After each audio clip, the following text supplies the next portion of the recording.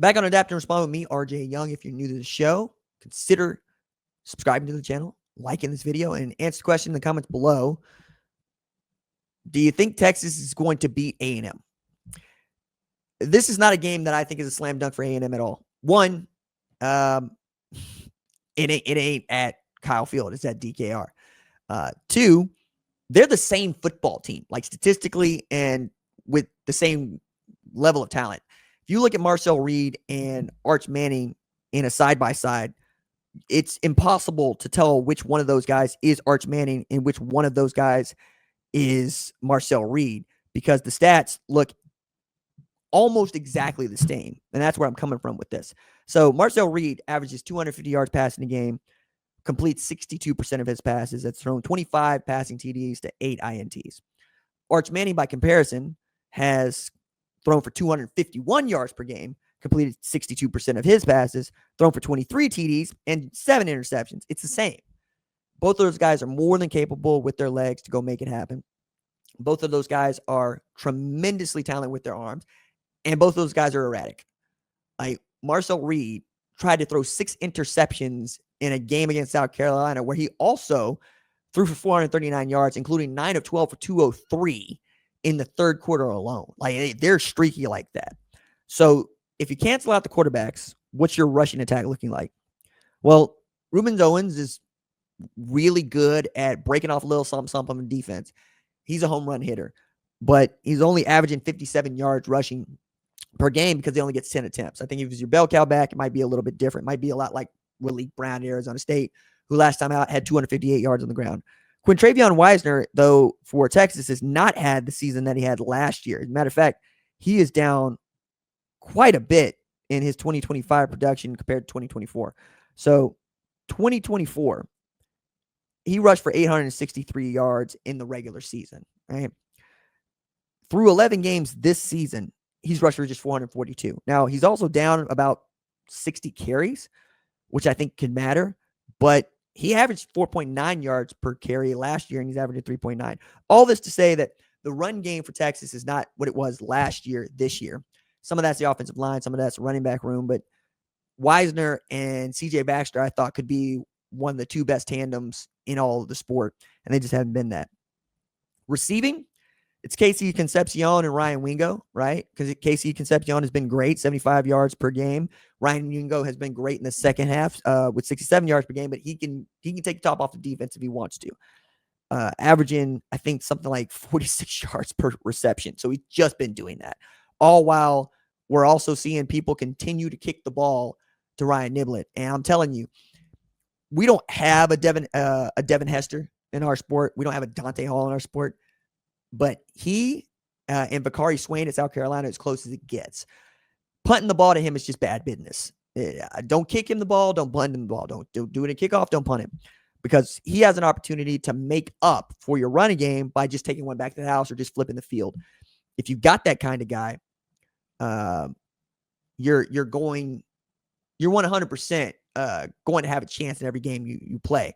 But then Jeff Banks can get caught off guard with an onside kick from Georgia. So there's what it is. I'm looking at the comments now. I'm going to look at what Jonathan Reed missed a few games. Dog, are we doing that? Are we doing that? Are we still doing the thing where we say somebody's stats should be higher because they didn't play enough football? Because if that's the thing we're doing, I'm gonna treat you like you're not smart because you're trying to treat us like we're not smart. We gonna talk about garbage time? We're not gonna talk about garbage time. You're the person that's gonna bring up to me that he missed the last 3 quarters of the Sanford game. That's your argument for averages? Get out of my face. Get out of my face. Somebody about to be in timeout. Don't give me no stupid comments like that. That's ridiculous. Don't do that. Don't do that. Okay? Treat us all like we're smart. Oh yeah, Julian Sand would throw for 1,000,000 yards if he played every snap. I know. You know. What are we doing here? A&M has also been pretty damn good scoring the ball. 38 points per game to Texas just 30, right? Scoring defense is going to play a tremendous role in this game. Mike Elko's got outstanding pass rusher in Cassius Howell, who is probably going to end the season as the SEC's sack leader, and I think as the Power 4 sack leader as well. They're giving up just 21 and a half points per game, while Texas is giving up 20. For me, it's as simple as who can put a lid on the rushing attack of either team, right? If you can stop Marcel Reed from doing what he wants and Ruben Owens from doing what he wants, probably going to win. It sounds simple, but it's not. It's not as simple to stop these guys just turning your broken play into recess. Arch has shown he can do that. The thing that I think is helpful to A&M, though, is that Arch has also shown that you can confuse him in post-snap.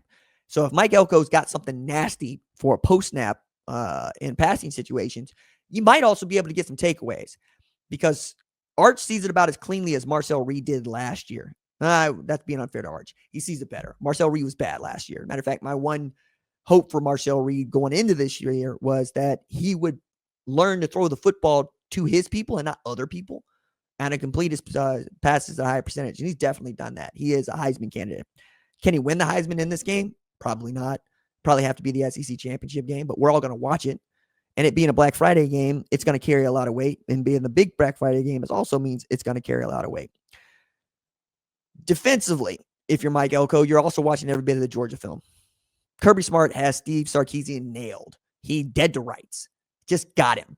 So if you can simulate the same sort of pressures and you can stop the run against them, it's cancel Christmas because Steve Sarkisian's offense just will not work. And I think that's going to be agonizing for him. So to end this, is ampersand U going to revert back to being ampersand U, or is it going to be the Texas A&M Aggies? Because the Texas A&M Aggies won a championship in the 20th century. The ampersand U ain't done a damn thing. Still hasn't done a damn thing. Oh, and winning 11 games in a row, that's great. But what championships do you have to show for it is what we're all going to ask. Ask Indiana how that feels. To go 11-2 and have just that to show for it. Trip to college football playoff notwithstanding, right? A&M's first trip to college football playoff, probably, signed, sealed, and delivered. But if that's all you want to do, then yeah, Texas is probably going to run over you. If you got higher aspirations, then you need to treat this game as a statement game. You need to stomp out Texas, and you need to show it in front of everybody in this national TV audience that you're not just here to be good. You are here to win championships.